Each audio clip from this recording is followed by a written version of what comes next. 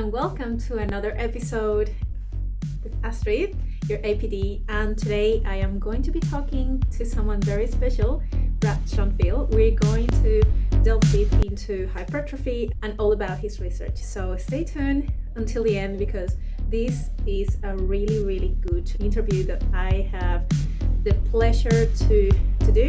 I wanted to share it with you. So I'll see you in the other side. It really comes down to what works for you and how better you can adhere to it. Well, Brad, thank you so much for being here today. I am very, very honored to have a chat with you today. And one of the first things that came to my mind is that I really wanted to know a little bit more about why you chose this career and what do you do what you do in the first place? It's a good question. The short answer is that fitness changed my life. I was a skinny kid and I found fitness, or maybe fitness found me, and just changed the whole way that I thought about myself, my self-confidence, mentally, emotionally. And basically, I wanted to give back. So I ultimately went into personal training, and then through a long and windy road, I got really interested in research and decided that my true love was as an educator researcher, and went on and got my master's degree, then my PhD, and now I teach and carry out research, and I'm an educator.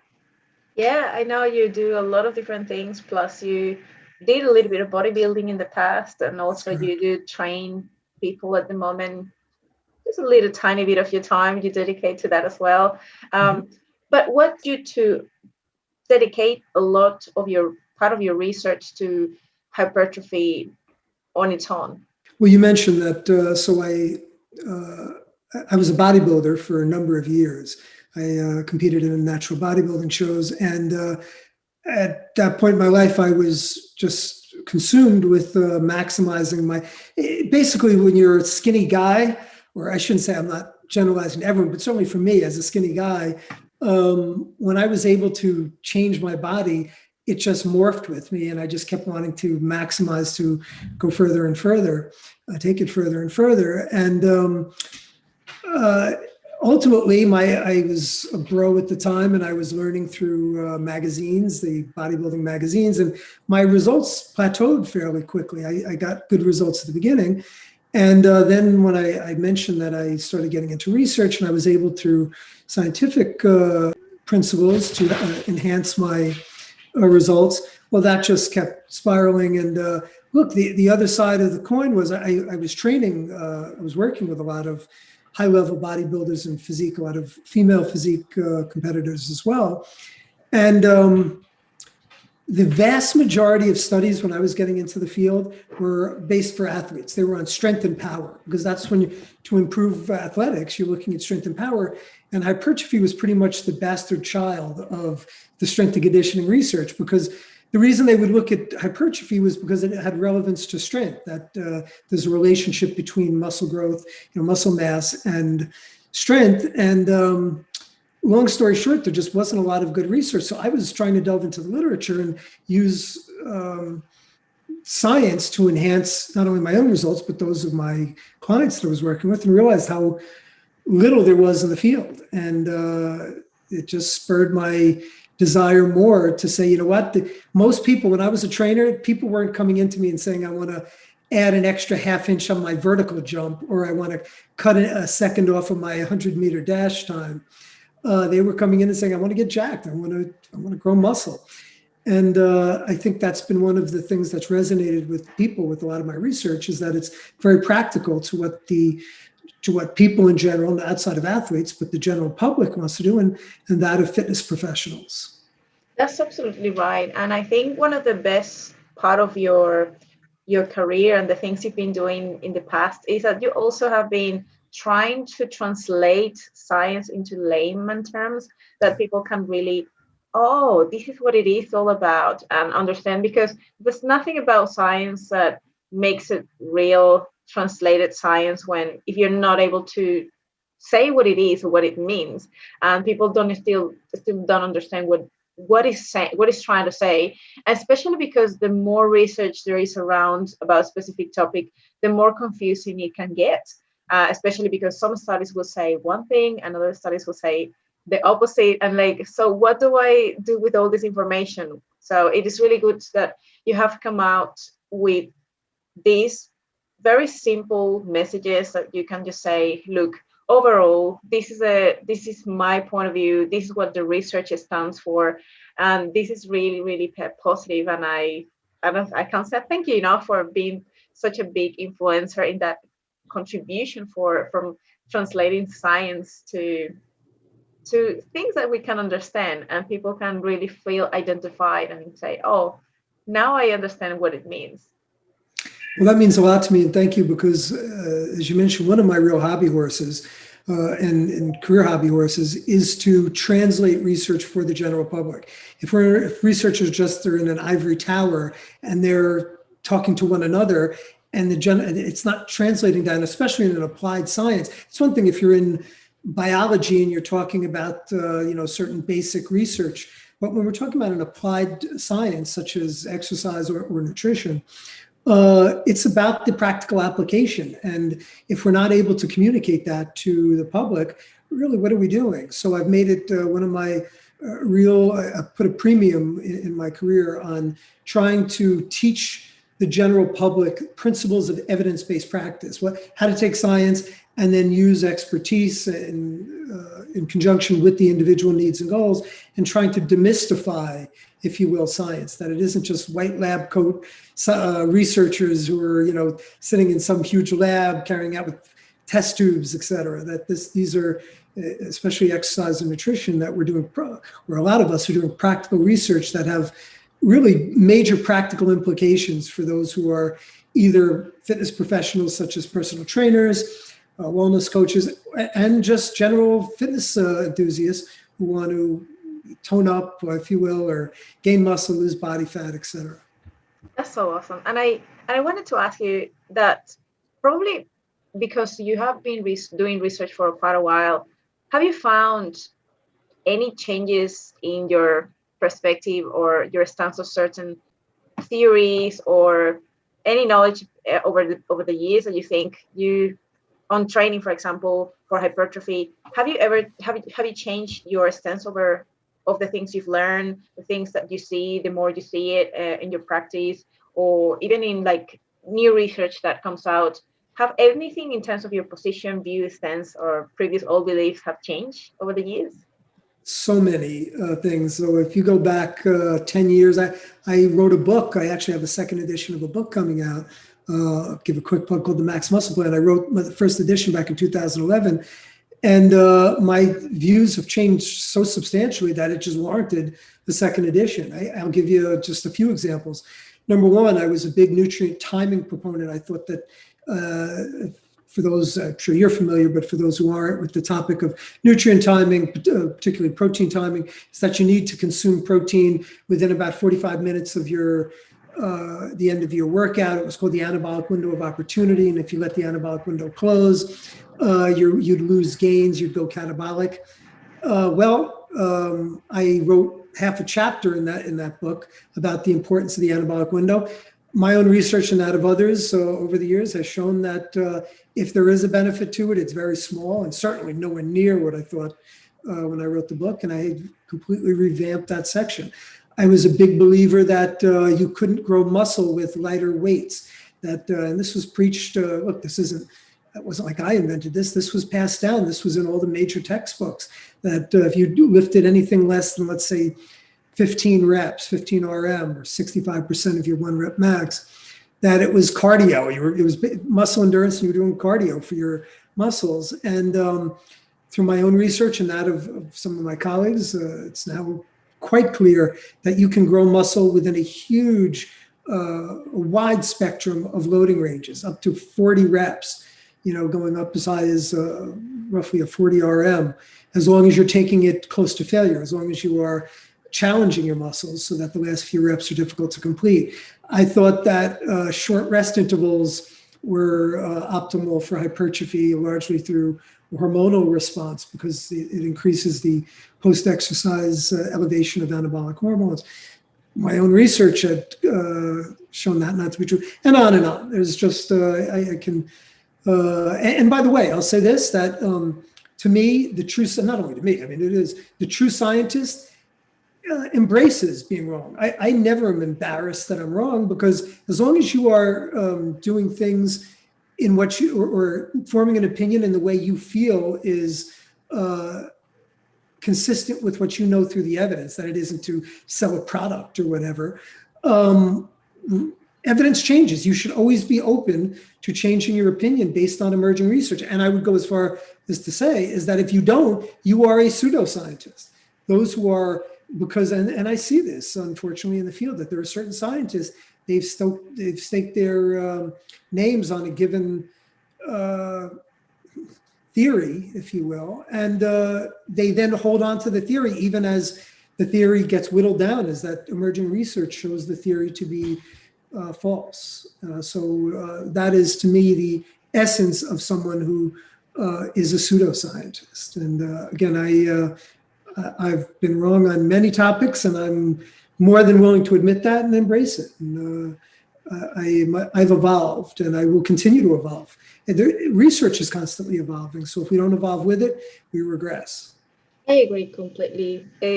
Science is changing all the time, and it is okay to understand that you might be wrong, and at one, maybe you're not wrong at that point in time, but when new research comes in, actually maybe you have the right to change your mind and say, actually, no, it is not this way, and it's okay. But and that's what you say, it is a true scientist evolves with science. Let me ask you something. That you mentioned a lot about hypertrophy and the relationship between strength and hypertrophy. How do you know you're getting stronger? How do you know you're ready to increase low reps or sets at a given time when you going to the gym, doing your constant workouts, but you don't know, how do I know that I actually doing the right thing, or how do I know that I should be increasing loads or sets or reps as I go? If you want to adapt, if you want to get results, if you will, let's say gain muscle, you need to challenge your muscles beyond their present capacity. That can be done in multiple ways. Pure and simply, from a how do you know you're getting stronger? If the same weights that you used, let's say a month ago, are now easy for you to complete the same number of repetitions that you were doing a month ago, then that's a sign that you have gotten stronger. Now, the choice is, do you increase the load? That's certainly an option. You also could you could do more reps at that same load. So there are other options. You could also decrease the rest interval. I'm not saying you wouldn't necessarily want to do these things, but they are options, and you have to understand. So when you start understanding your options, then you can make better decisions, more informed decisions. But you could also, let's say you're taking 2 minutes rest. If you're doing let's say a certain number of reps, if you cut that down to 1 minute rest, you're not going to be able to do as many reps on the next set. So different ways to overload the muscle. Some are more conceivably more viable than others, but almost all applied questions, I would give you an answer as it depends as to how ultimately you want to go about it. There are people that are very black and white, saying that you just need to do this or do that, and I do not believe that is so. There's many different ways to get results. I think a lot of it depends on the individual.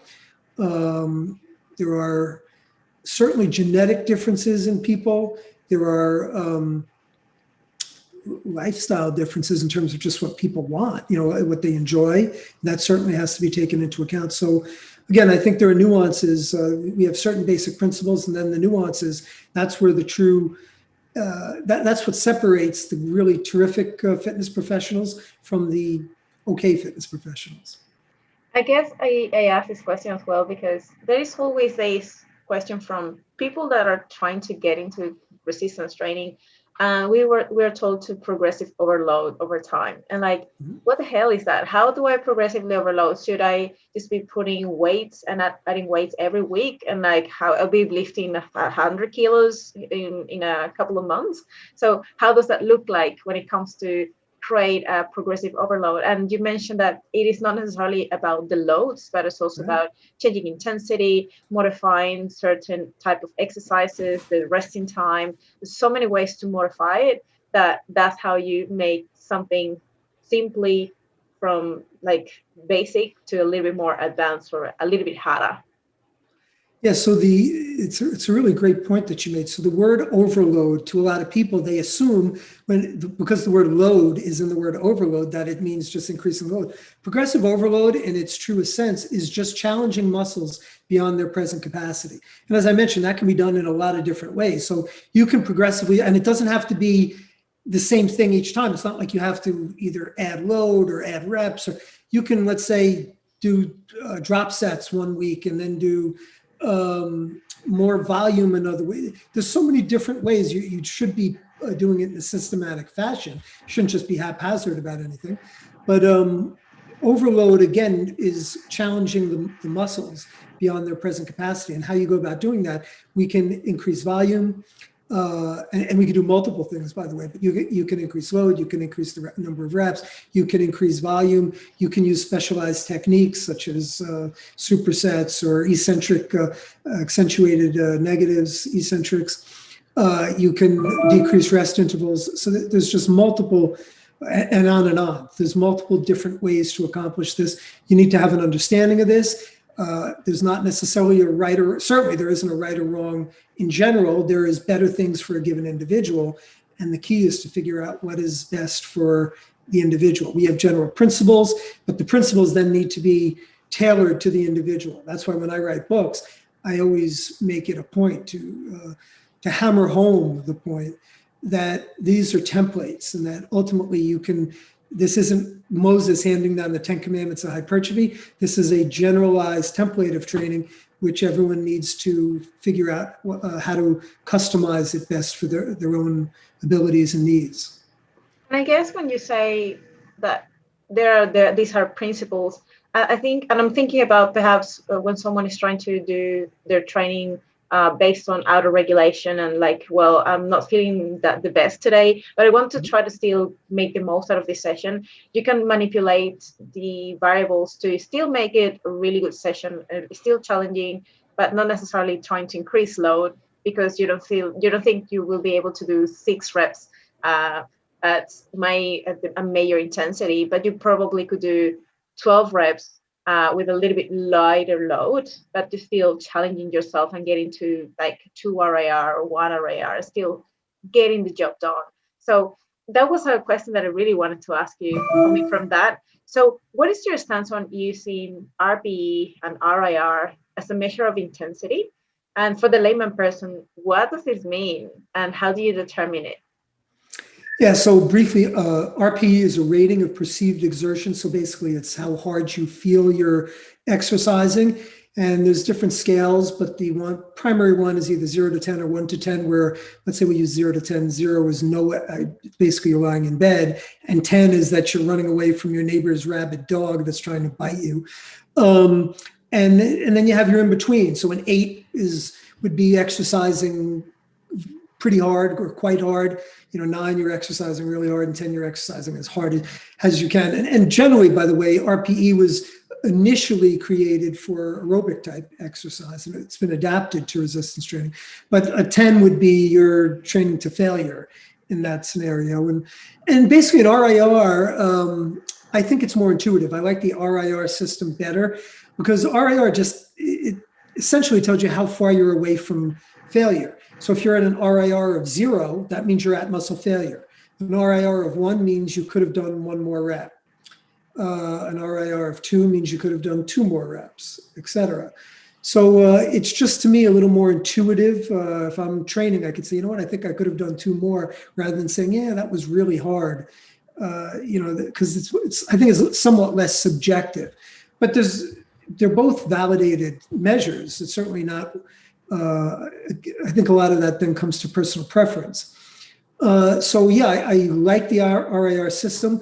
Now I will say this, it's generally not very good for newbies because newbies have difficulty in determining how many reps they are from failure. They just don't, you need to start training to failure and having a sense of what that feels like over time to be able to gauge that effort. Yeah. And thus, those who are starting out, I think it takes several months to really be able to use that system. So at the beginning, the RPE, how hard are you training, I think probably is more appropriate measure there. And also it's less effective RIR when you start getting into the higher rep ranges, 15, 20 reps or more. If you're training, let's say 12 reps and down, it's quite effective. But as you start getting, if you're going to use higher rep ranges, it starts getting harder to gauge that effort. What about the subjectivity of it? Because you probably are getting started a specific intensity and a specific load, but probably your perception is this is really, really hard, but you potentially are not used to lifting those weights, or it is the first set and you think it is a little bit challenging. But then you lift the same weights in a second set, and probably you can still do 3 more reps and still feel like it is still challenging. So how do you go about the subjectivity of it, and how to improve being more accurate when we're trying to guess what RPE are we actually in, or RIR? So I think I understand your question. It's how do you get better at predicting your RIR? Yeah. It's a matter of using the scale and doing it over and over. The more you see, you have to start getting cognizant. Number one, you have to understand the scale, and then say, all right, I'm going to start integrating this into practice. And the way that, so when I was starting to play around with it, I would say, I think I have 2 more left at this point. Let me see how many more I have. So basically you then, if you actually then try to take, let's say you're going to use an RIR of 2, well, then try to do 2 more just as a practice. If you need to have a practice run to gauge how effective you are. And so I would do that when I was first using the scale, and it didn't take long. Now, again, I've been lifting quite a long time, so I had a pretty good sense of where failure was, and I was pretty accurate with it initially. But let's say you've been training a few months, you might need to play around with it for a few months to really start improving your accuracy. Got it.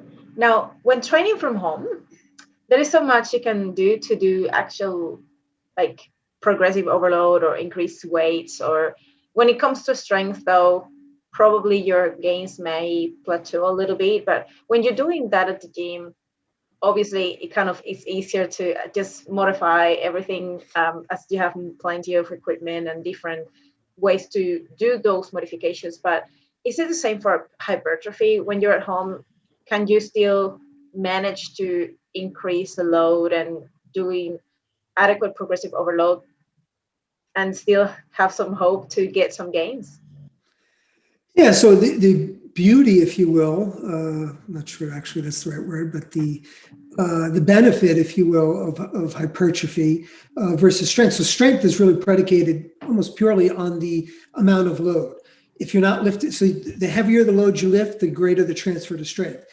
But I mentioned earlier, that's not the case with hypertrophy. While there is a dose response, if you will, for strength in terms of load. So if you're training at 1 RMs, 3 RMs, you're going to get greater transfer to your 1 RM than you would with a 10 RM or a 15 RM. And you'd get a greater transfer of strength with a 10 RM than you would with a 20 RM. Well, that's not the case with hypertrophy, as I mentioned, that you can achieve hypertrophy across a wide spectrum of loading ranges. And that basically indicates that if you push your body so that you're challenging it, you're training close to failure, you can do push-ups, you could do, there's so many things you can do. Now, on the other hand, the issue with hypertrophy is that muscles have varied attachment. So when you're training in a gym, you can work muscles from multiple angles. Let's say you're working your chest. I mean, an incline press will help to target the clavicular head of the pectorals, whereas a flat press is working the sternal head of the pectorals. And there's multiple, like a leg extension is going to help to target your rectus femoris versus a squat, which is targeting more in the vastine muscles, et cetera. And having certain variety is going to be beneficial to hypertrophy. So it is going to be hard from a total muscularity standpoint, developing all the muscles to their fullest. It gets harder. It doesn't mean it can't be done, but you're going to compromise. If you want to be a championship bodybuilder, it's going to be real difficult if you have a home workout and you don't have a really good home gym. You don't have a wide array of equipment. If you're just doing body weight exercise and let's say you have a few dumbbells and some resistance bands, you can still achieve a nice physique, but you're going to have a hard time competing as a bodybuilder, or at least maximizing your muscles. I do think that most of us were. Certainly I was relegated to home training for almost a year because of the pandemic. And I was able to maintain most of my muscle during that time. And I couldn't wait to get back to the gym. I'm now back in the gym and very happy to be there. But I was actually pleasantly surprised. I got some adjustable dumbbells. I got a weighted vest. I got some resistance bands and some other chin bar, some other equipment. I was able to get a decent workout. So again, I'm not looking to step on stage at this point, but certainly it was enough to build muscle. And certainly I've been training for a very long time. So for me, it was more maintenance. But if you're just starting out or even been training for a year or two, you can make some real nice gains. That makes sense. Especially beginners get away with less stress about how they need to work out. Just get it in, do a little bit of extra work, and you get gains. But it is harder for advanced lifter or those who have been here training for quite a while. But I really wanted to sort of delve into what sort of advanced training techniques, now that we're getting into advanced trainees, you have found that are good for hypertrophy, especially why are they these particularly the ones that you think they are very useful technique? Is it superior to all the strategies when it comes to targeting the muscle? What are some of your favorites? Yeah, the one that has the most evidence-based support is heavy negatives, accentuated eccentrics, if you will, where you use a super maximal eccentric load and you lower it under control. And there's other ways you can go about doing it. Let's say you're doing a leg extension, you can lift up with both legs and you can lower with one of the legs and then go on the opposite side and do the other. So let's say you'll start out the set, you'll raise the weight with both legs and then the right leg will lower it. And then you switch off to the left leg.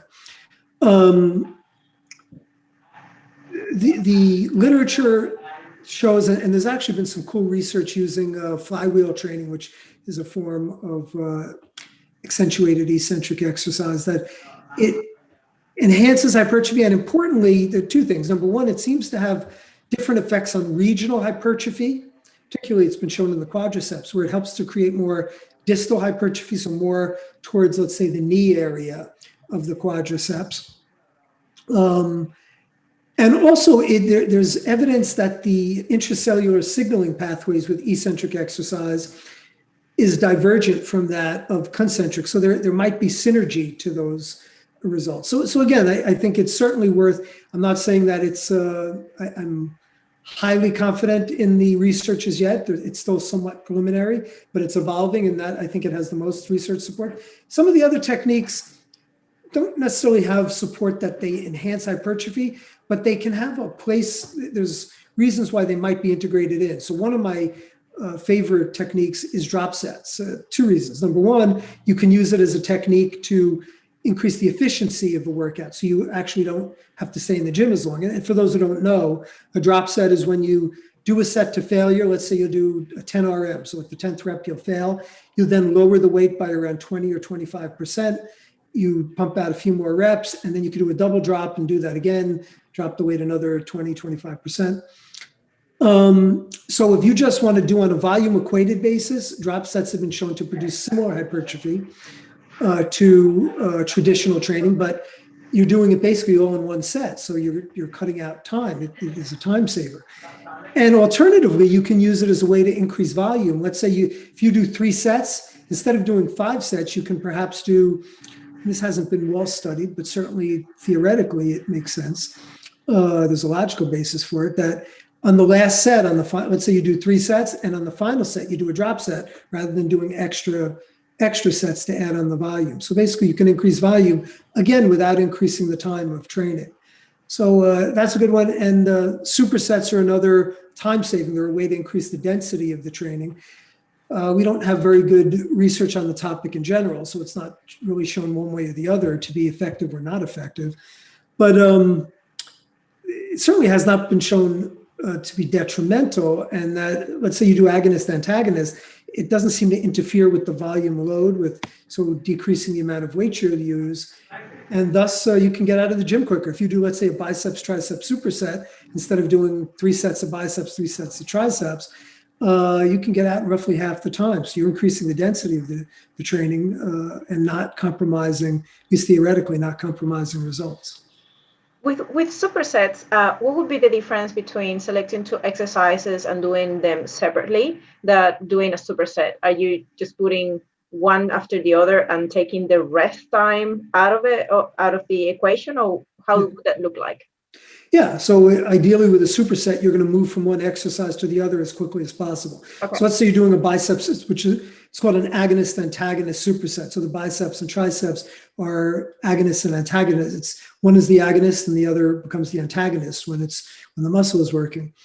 If you're going to do, let's say, biceps curls, followed immediately by triceps, by a superset of biceps curls and triceps press downs, you do biceps curls, and then as quick as possible, you try to keep that triceps press down as close to you, put down the weights, and then go right into your sets. You're cutting out, let's say, a 2-minute rest interval.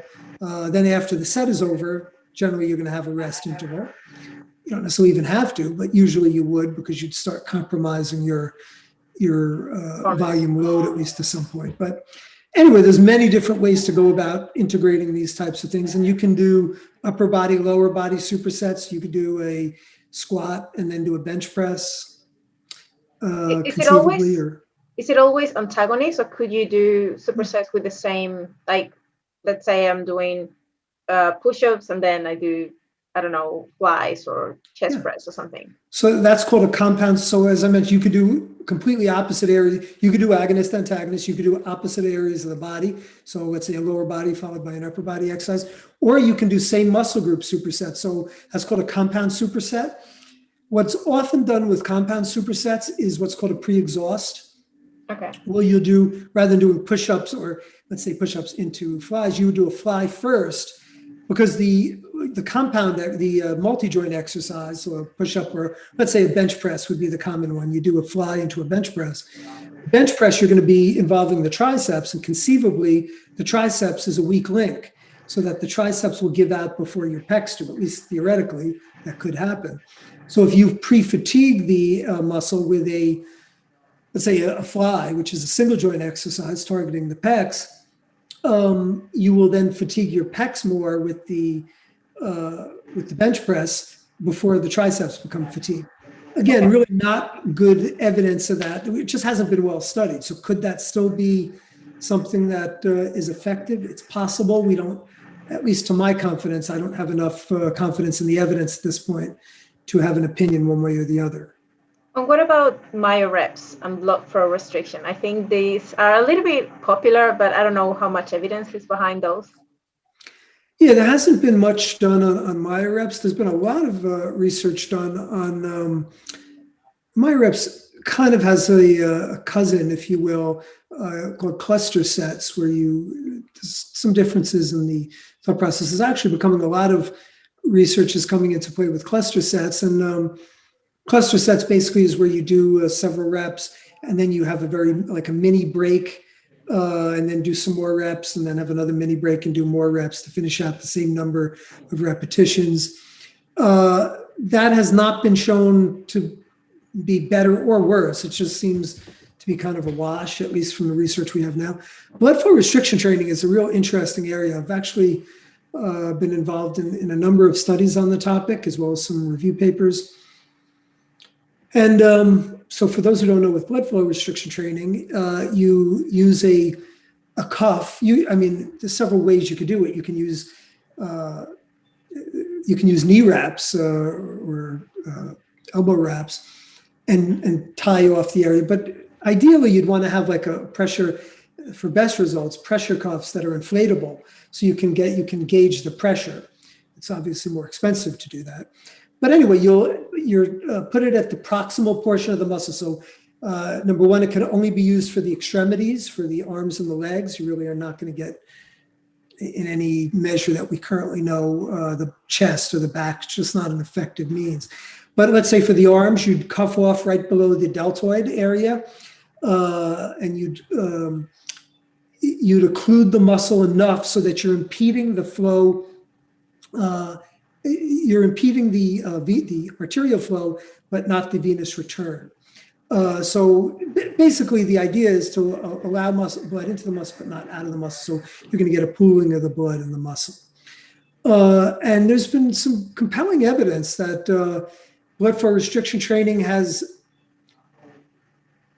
So it doesn't necessarily have better results per se, but it might be complementary. So there is some evidence showing that number one, that it targets the type 1 muscle fibers. So there's quickly, I'll give a brief overview of this, not to give a physiology lecture, but there are two basic types of muscle fibers. You have your endurance-oriented type 1 fibers and your strength-oriented type 2 fibers. So your type 1 fibers tend to be harder to grow.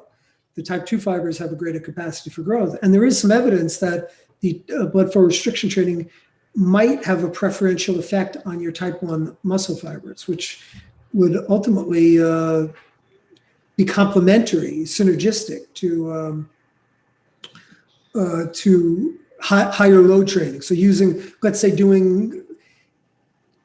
adding in a set or two, a few sets of blood flow restriction exercise, perhaps at the end of the workout, might have a synergistic effect. There's also benefits to it in terms of deloads. If you're doing, let's say, deloads are when you have structured periods of reduced load training, and also of training through injuries. So there is, I think, some good potential usage. And again, this is an evolving area of research. The blood flow BFR, it's short for BFR. BFR research has exploded over the past, let's say, decade or so. We've actually had research going back to the 90s on this, but I'd say over the past decade, we've just seen this huge explosion of research in the area. And I think it's just an interesting area of research. And without having clear guidance through the research, I think these are things that are worth experimenting with. We should never be a slave to say, well, it's not been shown in research, so we don't do it. It's really quite the opposite. We say that if there's not evidence against it and there is a potential benefit, at least my attitude is we should then look to explore that area and experiment with it. Okay, that makes a lot of sense. Now, when it comes to a training session, does the order or sequencing of the exercises matter that much? Especially if we're referring to main lifts and then accessory lifts. Does they modifying the order, let's say, well, there is, I'm doing legs, but there is a couple of exercises I want to do, but the machine is not available. So I kind of swap it for another exercise and then I come back to it. Or it's just because it's more convenient where the machines are located. What are your stance? What is your stance on that particularly? It matters for strength. So the exercises that are put first in the workout tend to, you'll get stronger on this. So if you're going to, let's say you want to get stronger in the squat, you should generally do the squat earlier in your workout. Or let's say you want to get stronger in your bench press, do that earlier in your workout. For hypertrophy, it doesn't seem to matter. And my own, again, this has just not been well studied, but my interpretation, my extrapolation of the data from the research would be that you want to put the exercises or at least train the muscle groups that are lagging first, because you're at your, you have your greatest amount of energy to expend and mental effort to expend on those exercises earlier in the workout. So let's say your biceps are a weak point. Well, you should generally then train your biceps before training your back.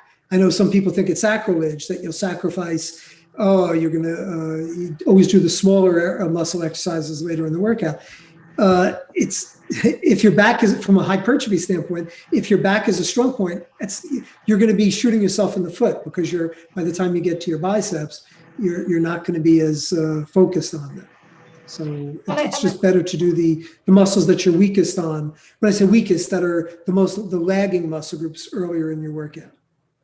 And what would be the reason why someone who's been resistance training for years and they don't seem to see a very significant progress in terms of muscle growth? Is that genetics to blame? Is it the hormones? Is it inconsistency? Is it that we need to look at the big picture, understand that maybe there are a couple of things that are not being done right? What would be your answer to that situation? I think all of those things. So genetics always are going to have a major effect. Anyone that discounts the role of genetics just is clueless. They're not paying attention because, you can go and go to the beach, you look at some people, they've never lifted a weight in their life and they look jacked. And there's other people that have been training, as you mentioned, a long time. Now, genetics are part of it, but certainly not having a proper routine is going to come into play. I was a personal trainer for many years. I never had a client come in that ultimately I was not able to help gain appreciable muscle. Now, it took some experimentation. Ultimately, you're going to need to figure out what works best for them. So there's going to be experimentation that's involved. But if you are dedicated to experimenting, you will find it. Lifestyle factors, proper nutrition is always going to be important. Getting enough sleep is going to be certainly an important contributing factor, and training properly, having proper form. If you're swinging weights around, you're not targeting the muscles properly, that's going to have negative effects as well. So lots of different reasons. Genetics you'll have people that have great genetics and they can do a lot of things wrong and see very good results fairly quickly. The harder you are as a gainer, the more you have to use science to make your gains. That makes a lot of sense.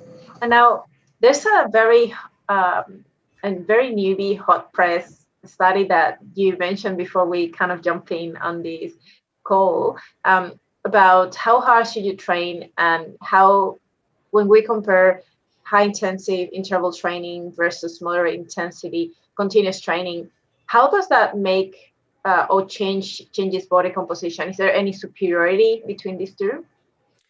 Yeah, I'm really proud of this study. So we just put it into a preprint, which is now available for everyone to read, and it is currently in review at a journal, at a major journal. And this was a meta-analysis of studies. So basically, for those who don't know, we pooled all the studies on the topic that looked at changes in fat mass and in lean mass for that compared high intensity interval training versus moderate intensity continuous training. And the high intensity interval training constituted both regular, what is commonly known as high intensity interval training, as well as sprint interval training, where you basically it's kind of Tabata. People think of it as Tabata training sometimes, but you're training all out sprints and then doing low intensity recovery intervals. And the bottom line was no differences whatsoever. And there was so we had 54 studies, which is, almost unheard of for meta-analyses. Just a huge body of literature on the topic. And it was staggering to me how even the results were. So they were, number one, there's something called a confidence interval, and usually you'll see in many meta-analyses, especially they're going to have fewer studies, and they'll have what are called wide confidence intervals. And a confidence interval, basically, says if you keep running over the results over and over, what is your confidence that you'll get the same results 95% of the time? And our confidence intervals were so narrow, indicating that we can be highly confident that the results are true. And there's, again, virtually zero difference in both fat mass and lean mass. And actually, what was even more surprising to me that in lean mass, you'd figure that high intensity interval training, because they're training harder, they'd gain more lean mass. That was not the case. Here's the other real interesting thing.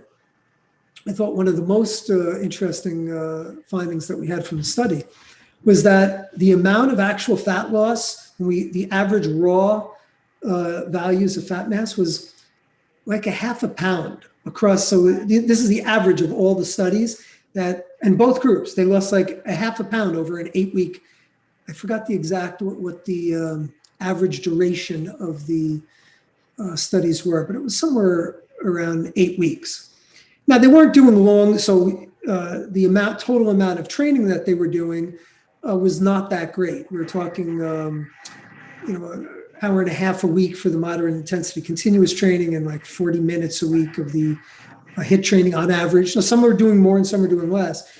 But if you're just doing a little bit of training, like a lot of people do, you're just not going to see much fat loss. The majority of fat loss, you're going to need to have diet. So and by the way, these were not diet controlled studies. So that was the other caveat, that these were studies where they just let subjects continue with their normal diet. And it's possible that they might have compensated by eating more even, or potentially by exercising less at home. That's another thing that's been shown. So it really wasn't clear.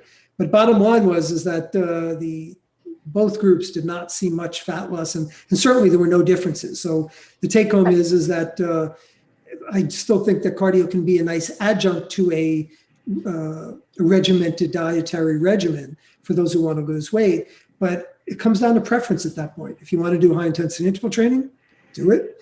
It's faster. You can do less of it. So you can train less, but it's going to be harder. You're going to have to train harder. But if you don't like training hard and you're willing to train longer, go for the moderate intensity training. It makes so much sense. And when you talk about really looking at what really makes a difference in body composition is the diet at the end of the day, and how you manipulate your nutrition, which probably is going to be the major role player in this game of body composition changes. And cardio would be an additional way to create a calorie deficit, if you will, if you're trying to lose body fat.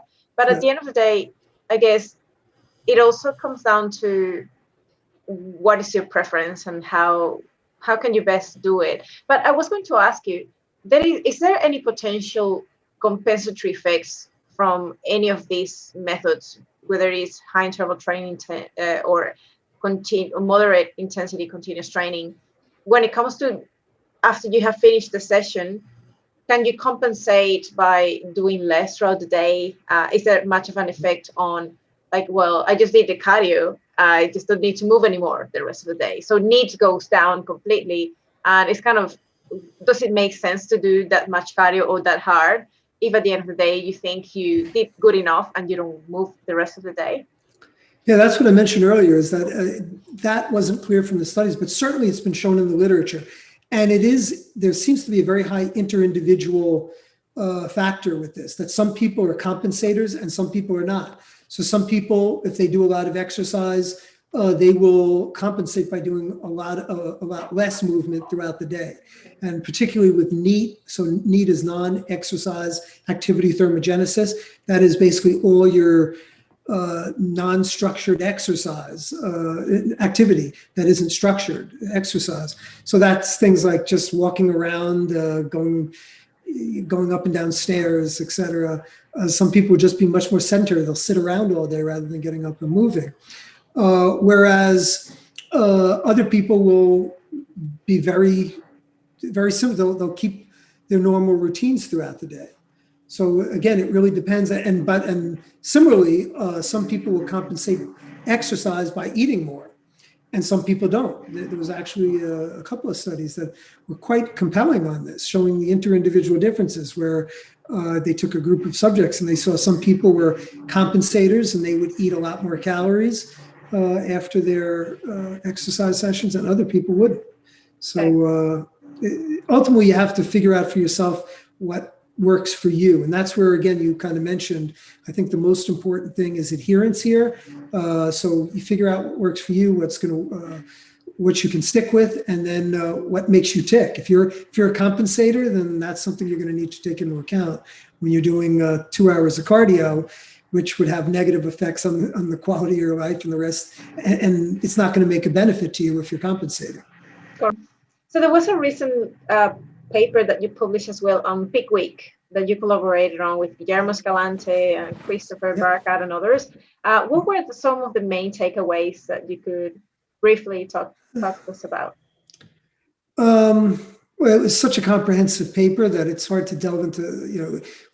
I'm really proud of that paper. So as you mentioned, we collaborated with Chris Barakat, Guillermo Escalante, Scott Stevenson, and Alan Aragon, and myself. So I think one of the cool things, we're all former bodybuilders, and we've all worked extensively with competitors, with physique competitors, and we're all researchers, we're all scientists. So we're coming from both ends. Some of the things, I think, take homes that there's a benefit or potential benefits to carb deplete, carb load. But again, you have to, I think it kind of does an injustice to the paper to just gloss over them, because there's nuances to all of these topics, and to just throw out little teasers.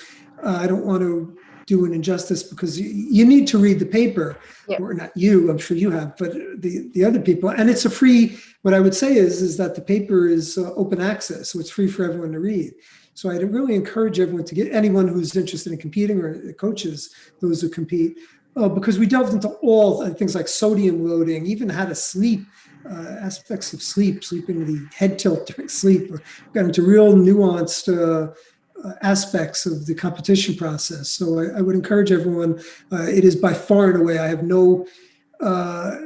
there's no doubt in my mind that it is by far and away the most comprehensive paper on that topic. That's awesome. That's amazing. Is there any future projects you have in your plate at the moment? I'm always working on a ton of projects, but I will say I'm most excited that I have a group of, I'm the director of the Human Performance and Fitness program at the Lehman College in the Bronx. And we have some just amazing students, and I'm mentoring them through their thesis.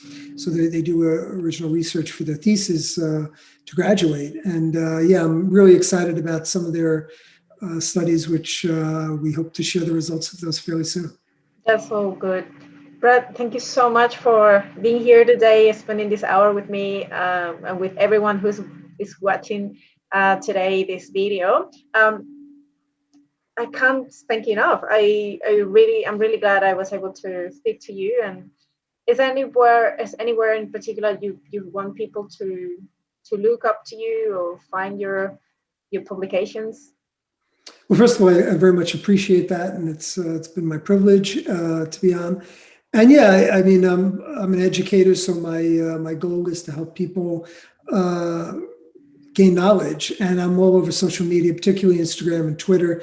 So Google me. I'm also on Facebook. I don't post as much on Facebook anymore because they mess with their algorithms, and their algorithms suck now. So it's hard to get your hard worked information in front of people as much on Facebook. But anyway, I'm still there, and I do some stuff there. But if you Google me, you'll get more of me than you need to know. Great to talk to you, and have a great night. You too, Astrid. Bye.